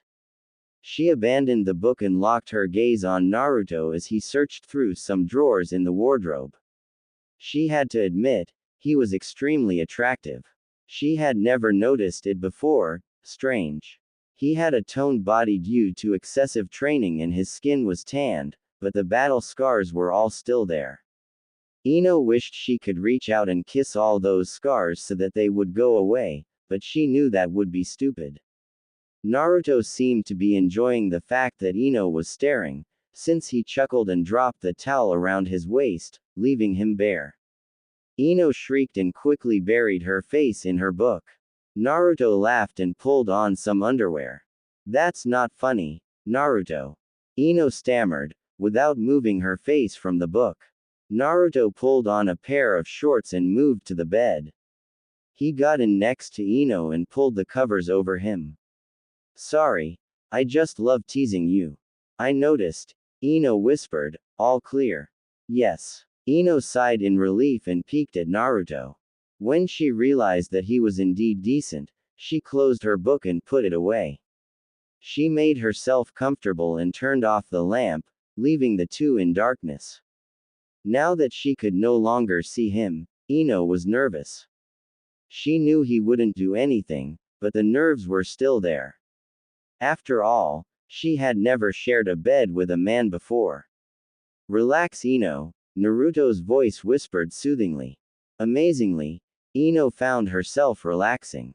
She closed her eyes and snuggled deeper under the covers.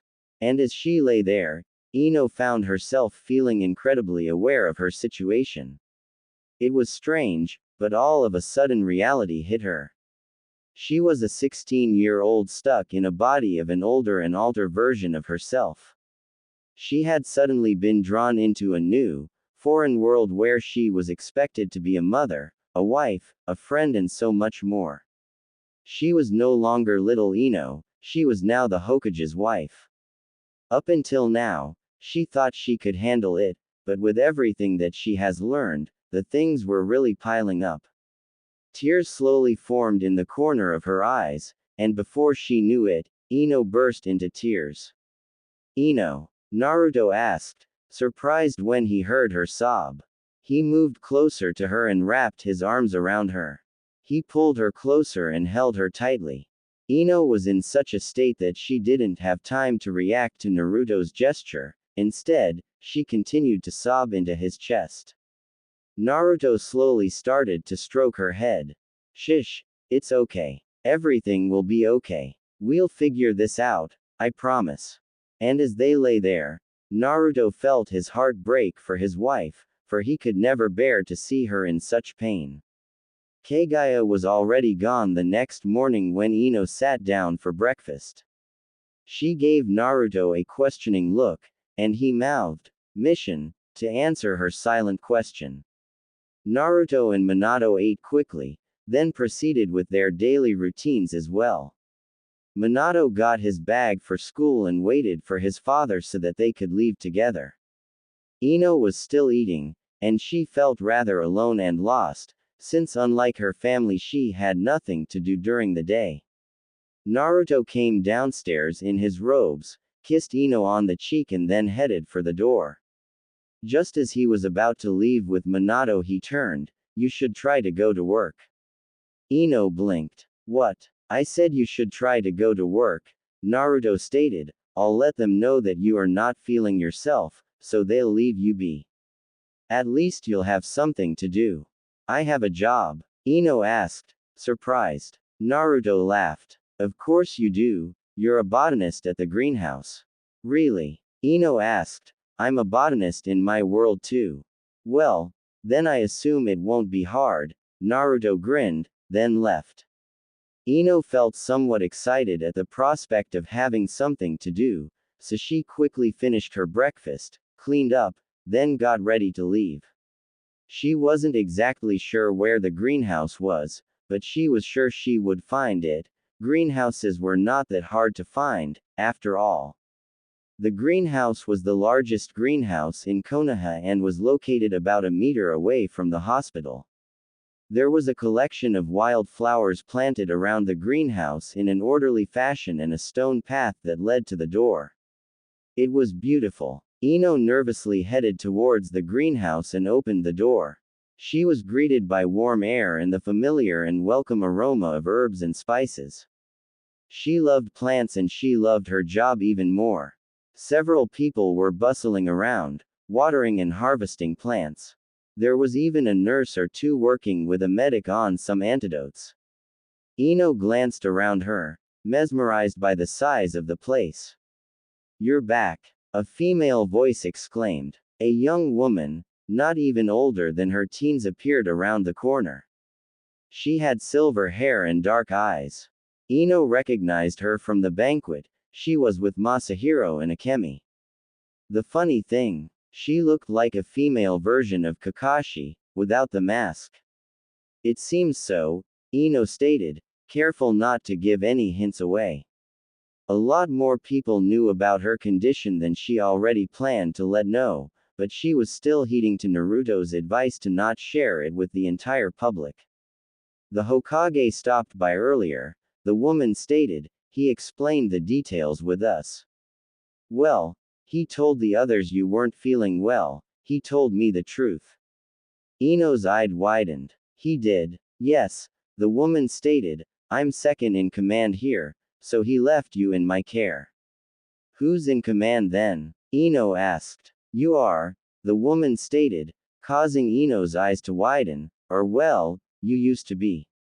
That was news. Ino never expected that she would be the boss, the head botanist, to run this entire place. That means the entire village depended on her knowledge for survival when the time came. The thought was rather daunting. "I'm Kana, by the way," the woman introduced herself. The name rang a bell, and it took only a few seconds for Ino to remember Akemi mentioning a Kana some time ago. "Nice to meet you," Ino smiled. "This will probably sound weird, but you look an awful lot like." Kana cut Ino off. "Kakashi.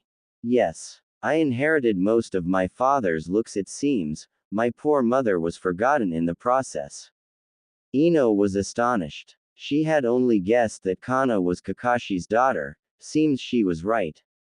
"I'll show you around," Kana said and turned around, obviously stating that Ino must follow her. Meanwhile, with 37-year-old Ino, the sun's rays shone through the window and woke Ino from her slumber.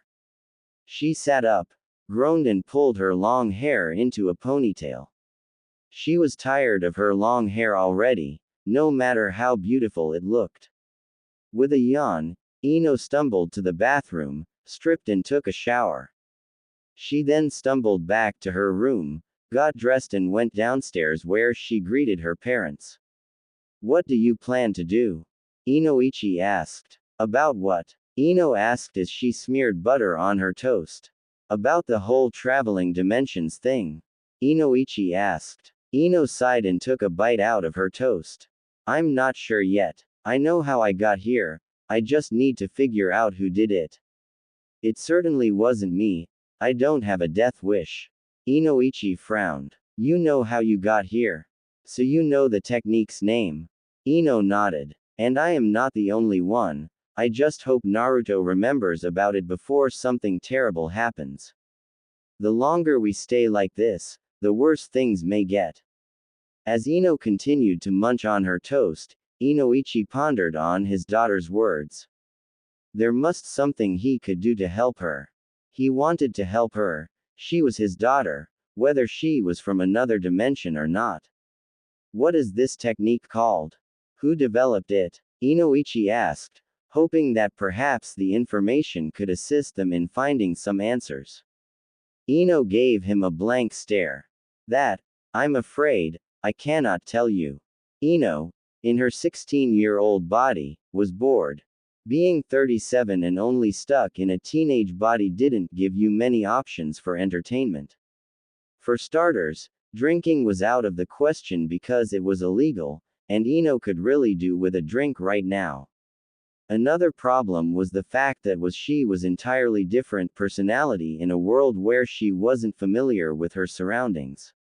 How was she to find something to do when she didn't know where to go or who to call? So Ino decided to go to the hospital and annoy Sakura, since it seemed like the only thing to do. Not to mention, it's been years since Ino had ever come in contact with Sakura, since she was after all dead in the dimension where she came from. Sakura was giving immunizations today. Several people, mostly children and their mothers, were waiting for their turn to be shot with a needle. Ino personally always hated needles, but she knew how useful the things were. Good morning, Ino, Sakura greeted as she cleaned a patient's arm with an alcohol swab. Morning, Ino returned the greeting. Do you need an immunization? Sakura asked as she prepared a needle for the patient. The patient stared at the needle anxiously. Ino understood the patient's discomfort. No, Ino stated, I was just swinging by to say hello. I was wondering if we could get a drink after work. Sakura seemed surprised. That sounds fine. I'll be done at 5 today. Meet at the tea house where we usually have a drink. Ino nodded, despite not having a clue where the tea house was. All well, she would find out, one way or another. Alright, do you know where Naruto is today? Sakura seemed surprised by the question. He's training outside the village, why? Ino smiled and turned to leave. No reason, I just think he has a cute butt. Ino walked away, leaving Sakura flabbergasted. Sure enough, Naruto was training outside the village by doing sit-ups while hanging upside down from a tree. He was shirtless and looked as sexy as always. Ino leaned against a nearby tree and watched him with a grin.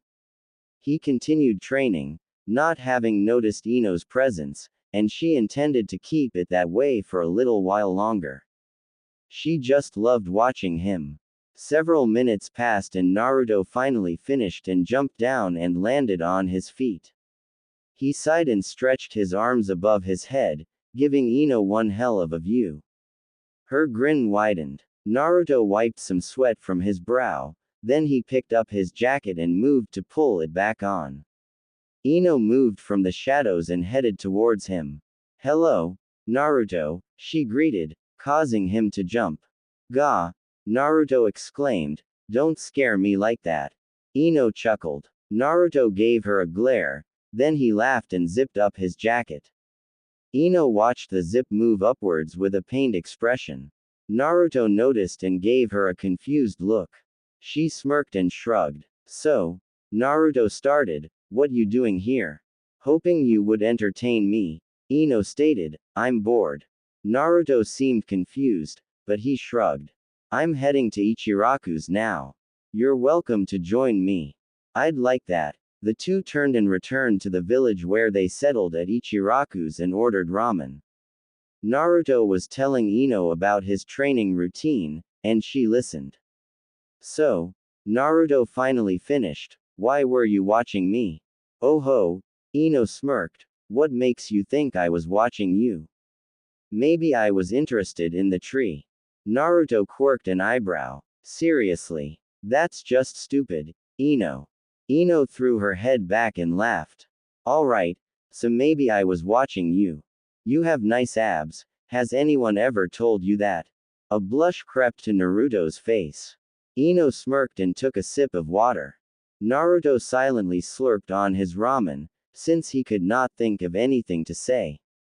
Sakura and I are meeting at the tea house tonight, Ino finally said, want to join us? Sure. Naruto mumbled between some noodles, it's the tea house opposite your house, right? Ino nodded slowly. At least now she knew which tea house it was. Thank Naruto. The two finished their ramen, paid and then left. Naruto poked Ino, yelled, tag, you're it, and ran off. Ino snorted, then started run after him. At least she wasn't bored anymore. Sakura was already at the tea house when Naruto and Ino arrived, out of breath. They have been playing chase the entire day. It was rather entertaining, especially when Naruto pushed her into the river. Ino couldn't remember the last time she felt like such a child. Sakura gave them an odd look, then she rolled her eyes and motioned for them to sit down. Ino collapsed on a seat and pulled her fingers through her wet hair. Naruto sat down next to her, which was a surprise to both girls. I've ordered oolong for now, Sakura stated, ignoring the tight clench in her chest when she saw the look Naruto gave Ino. Sounds great, Ino smiled. How was work? Good, Sakura explained, Everything went smoothly. One patient fainted from the shock of having to get a needle, but he is all right now. Really? I guess some people do fear sharp things that severely, Ino stated. Sakura nodded. Their tea arrived and Sakura poured each a cup. Ino ordered some snacks. Naruto stared at the tea, sniffed it, pulled his nose up, then quickly swallowed it down. Tastes better than it smells, Naruto stated. Ino laughed. Indeed. The three sipped on their tea in silence for a while. Are you alright, Ino? Sakura asked. Yeah. Why do you ask? Ino asked. You just seem different, Sakura stated, and the other day you didn't seem to be aware about Sasuke at all. Ino smiled weakly. I didn't feel very well, so I got confused. Luckily, Sakura seemed to buy the excuse, which was a relief. Ino glanced at Naruto, who seemed to be in deep thought. She wondered what went on in that beautiful mind of his. Their snacks arrived and Ino immediately grabbed a pork bun and broke it in half. She lifted one to Naruto's mouth, which alarmed him. He looked her in the eye, then opened his mouth and allowed her to feed him. Sakura watched this, shocked and confused. Just what was Ino up to? Ino smiled and took a bite of her half of the bun. She noticed Sakura's glare, but shrugged it off. Naruto was staring at Ino, trying to figure out why the blonde was suddenly so interested and affectionate towards him. It was strange. He might be ignorant, but he wasn't ignorant enough to not notice something was brewing. Ino woke up just when the sun's rays peeked in through the window. She groaned and turned around, coming face to face with a sleeping Naruto. His mouth was open and he was drooling, and he snored very softly. It was cute. Ino smiled and watched him for a while. Naruto grumbled, then moved slightly and grabbed hold of Ino's waist and pulled her closer to him. She was about to shriek, but thought better of it and lay absolutely still. She waited. He was still snoring softly, so he was asleep. She laughed to herself. Ino stayed like that for a while, not wanting to wake Naruto. She closed her eyes and tried to rest a little while longer, but sleep never came to her again. After 20 minutes she opened her eyes and looked up. Naruto was still sleeping. She lifted her arm and reached to touch his face. He was so soft and warm. She smiled warmly as she ran her fingers gently over his skin, then his hair. She pulled away, suddenly realizing what she was doing. A blush crept to her cheeks. What was she doing? Naruto's eyes fluttered open and he yawned. He noticed that Ino was in arms and pulled her even closer. She blinked and looked into his blue eyes and noticed he was awake. Her blush intensified. Naruto smirked. Good morning, Ino mustered to greet. Morning, was Naruto's sleepy reply. He reached up and pulled his fingers through Ino's short hair. She closed her eyes at the soft touch. It felt so comfortable being in his arms and having him touch her like this. She never knew Naruto was the affectionate type. Footsteps echoed in the hall and then a small blonde boy jumped on the bed and forced his parents apart to snuggle in between them. Naruto looked disappointed, but he smiled when Minato greeted him. Morning, son, Naruto returned the greeting. Can we bake cookies today? Minato asked. Naruto laughed. Ask your mother. Minato turned to Ino and gave her 2 large puppy dog eyes. She laughed and pulled her son closer and placed a wet kiss on his forehead. Minato pulled a face and wiped his forehead. Ino chuckled. I assume that is a yes, Naruto stated. Ino nodded. Yay! Minato exclaimed happily. He jumped up, bounced on the bed several times and then ran out of the room. Silence followed. Naruto and Ino glanced at each other, then they both got out of bed. The moment they had before was gone. Ino inhaled deeply as she stared at the door before her. She knew that she wanted the truth, but that didn't mean she was nervous about bringing the subject up. She knew Choji's death would have affected Shikamaru in many ways and she didn't want to open old wounds. Taking another breath, Ino knocked. Tamari opened the door. She was dressed in a purple nightgown and her head was covered with curlers. She was obviously dressing herself up for an occasion. Tamari smiled when she saw it was Ino. Morning, Ino, Tamari greeted. Shikamaru is in the kitchen. I assume you're here to see him. Ino nodded. Tamari stepped aside and allowed her to come in. Ino looked around her awkwardly after Tamari closed the door behind them and disappeared down the hallway. Ino decided to look around for the kitchen. It was easy to find, it was the first door on her left. Shikamaru was making coffee. Hey, Ino greeted. Shikamaru looked. His hair was actually pulled up into a ponytail today for a change. Hey, he greeted in return. What you doing here, Ino? We need to talk, Ino stated as she looked away, awkwardly. Shikamaru stared, then his eyes narrowed. Choji? He asked. Ino nodded. Of course he would guess right. Shikamaru poured 2 cups of coffee.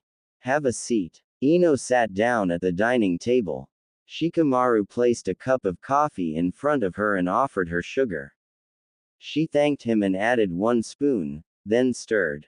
Shikamaru sat down opposite her and took a sip of his coffee. He didn't add any sugar. Yuck. Naruto told you? Shikamaru asked. Ino nodded. I see. I just want to know what happened. Ino whispered, don't overdo it. I don't want you to remember the gruesome details. Shikamaru have her a lopsided grin. Thanks for being worried, but death comes to all of us. Choji's just was earlier than all of us thought. Ino smiled weakly. It was during the war, Shikamaru started. Ino had a feeling it was to do with the war. The enemy had gotten their hands on the second Hokage's forbidden technique and brought many people back to life. We faced lots of famous ninja, some close to us. Neji faced his father. Ino swallowed. Did Naruto have to face his? Shikamaru shook his head. No. The fourth sealed himself into the stomach of the Shinigami, which means he cannot be bought back through Edo Tensei. I think something similar applied to Kushina, though I'm not sure. Naruto faced others though, important people from his past. Itachi was one of them. Sasuke. He was there. He helped. I still can't believe Sasuke came back of his own will in this world. When Naruto told me, I was shocked. Shikamaru nodded. So what about Choji? Shikamaru sighed and looked up at the ceiling. Well, we faced very powerful enemies. Some were familiar faces from Konoha. It upset him. But eventually he pulled through and awakened his hidden potential. He was finally able to be called the true heir of the Akamichi clan. Ino smiled. That's great. Shikamaru smiled. It was. He was so brave and strong. I don't get it, Ino whispered. If he was so brave and strong, how did the enemy get him down? Shikamaru's eyes darkened. One of the enemies was incredibly fast. You tried to transfer to him, but he dodged and attacked you from behind. He was going to give the final blow. Choji jumped in front of you. Ino froze. He jumped in front of me. And I ted him. No, Shikamaru stated, but he had severe injuries. You tried to save him, but he lost too much blood. We couldn't move him. Ino looked down at her lap. Choji died for her. Her heart clenched as tears flowed down her cheeks. He really loved you, Ino, Shikamaru stated. Ino nodded and wiped her tears away, but the tears continued flowing. She hiccuped. Shikamaru smiled weakly and handed her a box of tissues. He died a hero, Ino stated. That he did, Shikamaru agreed, that he did. 37-year-old days.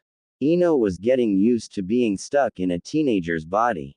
The occasional urge to puke was annoying, but Ino fought it hard. She still found it strange that the bulimia had passed on to her, and that it evoked nausea. Although she had a feeling it had to do with the fact that the forbidden technique used on her was the cause of it. The technique, after all, was far from perfect and had risks. The person who used it was a fool. They were in for deep trouble, whoever they were. It was morning and Ino decided to skip breakfast and go for a walk. She needed to clear her head.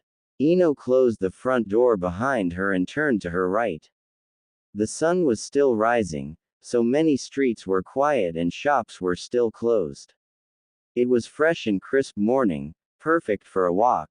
Ino looked up at the sky as she walked. There were only a few clouds and birds were flying overhead, probably looking for food. Ino closed her eyes and inhaled the fresh clean air. She missed her home, her old life and her husband.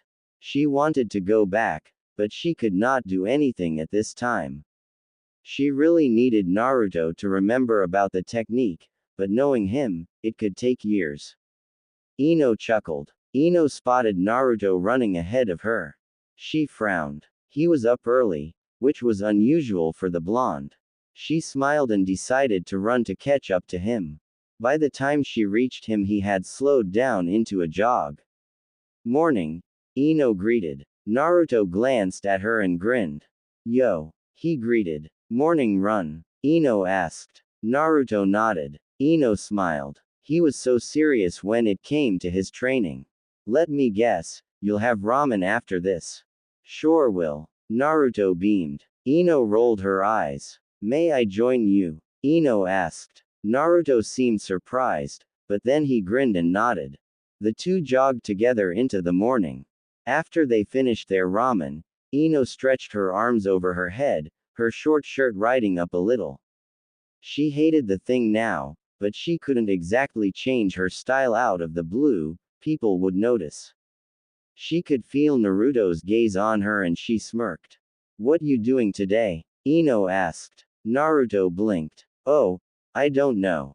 Probably more training. Ino nodded. Right, of course. Say, you wanna hang out tonight? Naruto stared at her. Ino placed her hands on her hips and waited for his reply. He blinked, looked to his left, then back at her. You mean, like a date? Naruto asked very carefully. Ino smiled wickedly. Yes, a date. A blush formed on Naruto's cheeks. Sure. Ino grinned, turned, gave Naruto the thumbs up and laughed. Great. See you at 7 at my place then. Then she disappeared around the corner, leaving a shocked Naruto behind. Meanwhile, with 16-year-old Ino, Kagaya was back when Ino returned home from the cemetery. Shikamaru decided to take her to Choji and Sakura's graves. She placed flowers on both of them and prayed silently. Now she felt much better and she was happy to see her daughter again. How was your mission? Ino asked as she put the kettle on for tea. Good. Kagaya stated. Sasuke-sensei gave me some scrolls to study. That's nice, Ino stated. Is he a good teacher? He's a better leader, Kagaya stated, but he gets along well enough. Ino smiled and poured the boiled water into a cup. You also want tea? No, thank you, Kagaya stated. Ino joined her daughter at the table. Kagaya was reading the scrolls Sasuke gave her. She looked so serious as she scanned the scrolls. Ino was amazed. Kagaya was very serious when it came to her studies. Mother, Kagaya called out after 10 minutes of silence. Ino turned to her daughter, who had abandoned the scrolls and were now watched Ino. Yes. Sasuke-sensei said I need to improve my mind transfer technique, Kagaya stated. I failed on the mission more than once to actually properly harness the technique. Will you help me? Ino blinked. She didn't know Kagaya could use the Yamanaka trait, but she wasn't surprised that she could. Kagaya was her daughter, after all.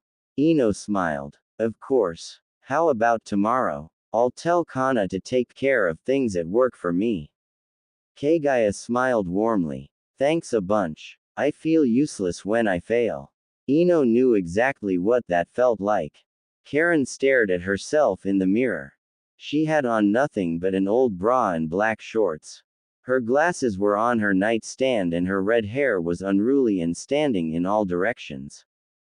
She bit her lip and pulled on her bra straps, slipped the contraption from her shoulder until her s were visible. She stared in silence, then turned to her side and placed her hand on her stomach. Nope. She wasn't imagining things. Sasuke entered the room and raised an eyebrow at his wife's bare state. She turned to him and gave him a cold long stare.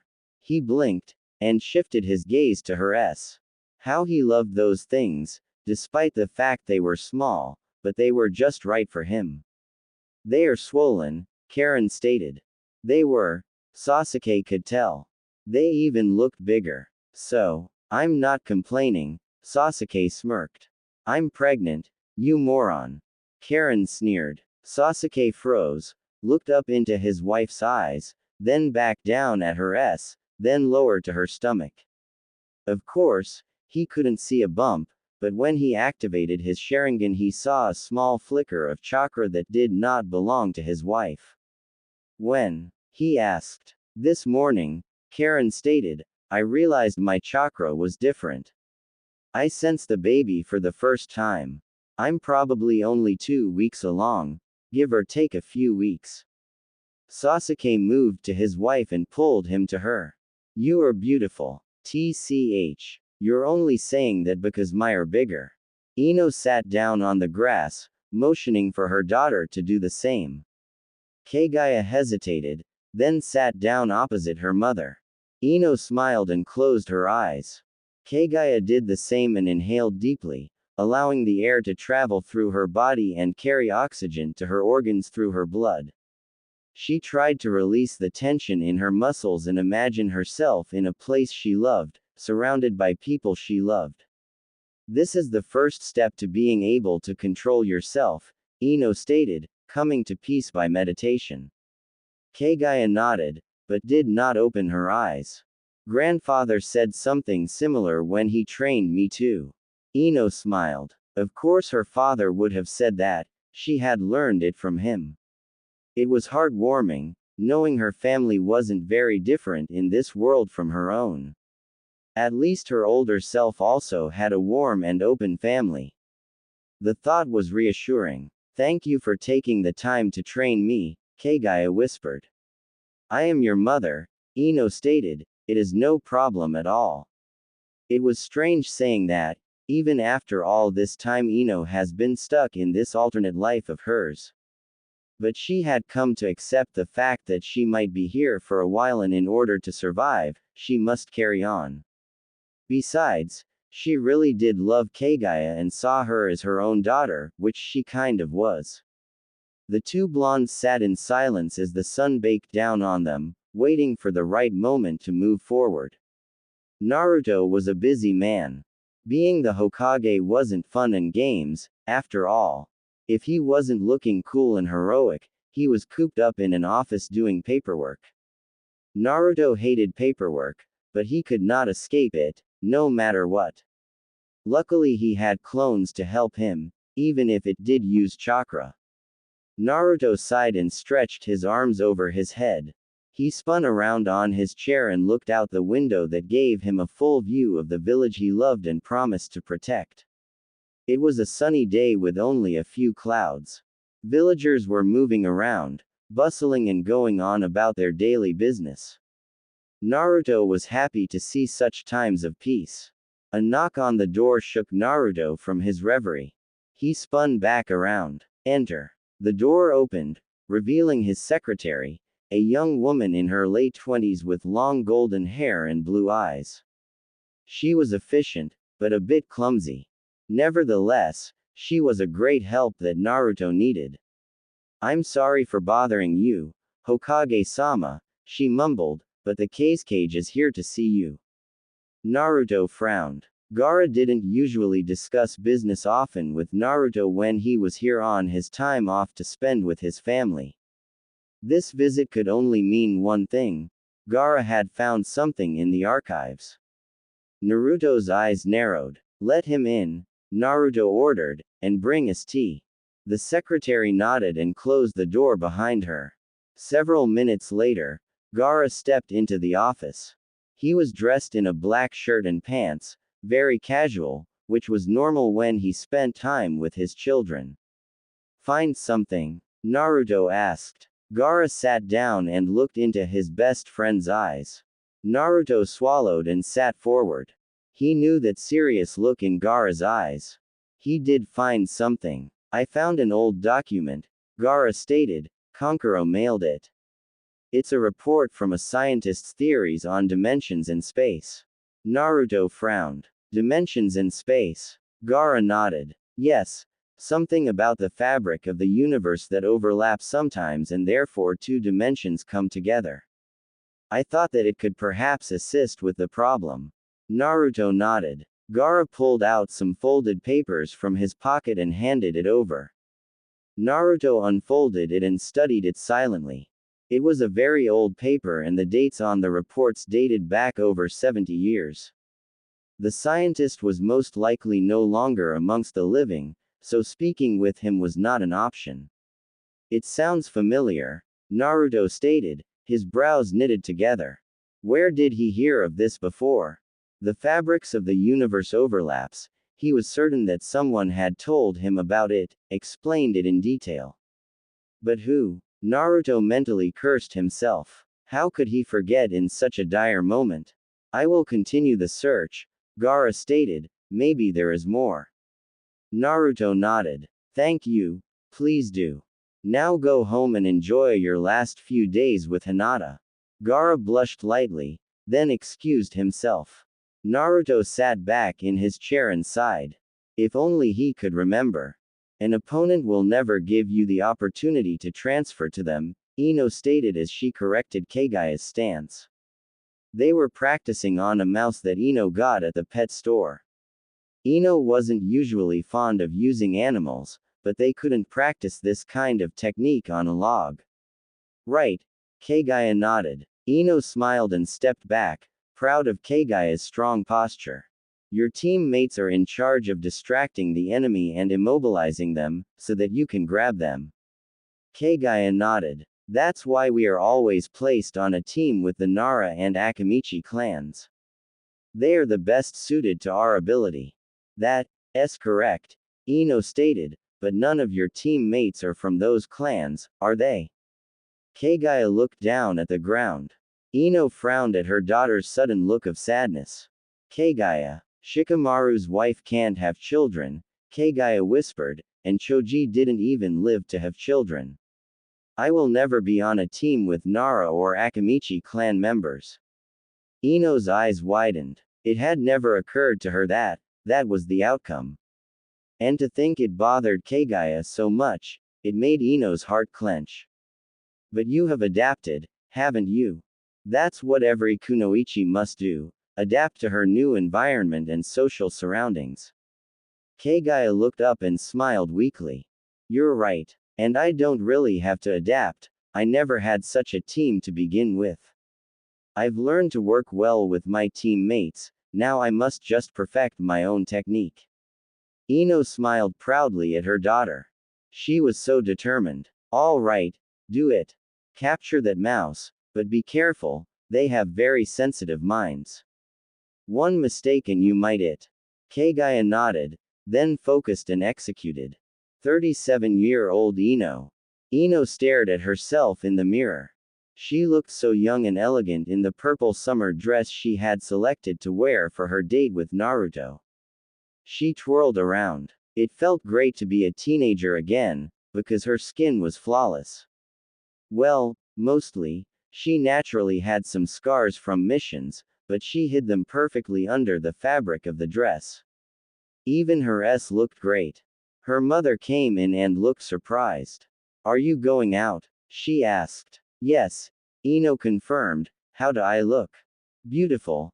Her mother smiled. Is it a date? Ino smirked and winked. Her mother laughed, then narrowed her eyes seriously. Are you? It is safe. Ino frowned. What do you mean? Ino's mother glanced to her side nervously.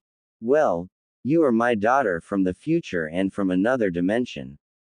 Is it safe to become attached to the people from his dimension? Ino blinked. I don't know, but I can't lock myself up. I have to continue on like nothing has changed.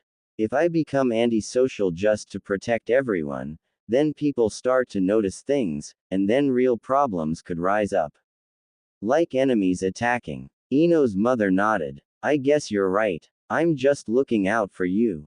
Have a good night. We'll talk in the morning. Oh, Ino breathed, you wanted to speak with me. Yes, her mother confirmed, but I don't want to spoil your night, so go and have fun. We will talk in the morning. Ino smiled. You are a wonderful mother, just like mine. Her mother laughed. I am your mother, silly. I just happen to be younger. Mrs. Yamanaka left the room. Ino's smile faltered. They might be the same woman deep down, but Ino still missed her real mother. Naruto was waiting outside when Ino came downstairs. She greeted him with a small hug, then pulled her fingers through her long hair while asking him if there was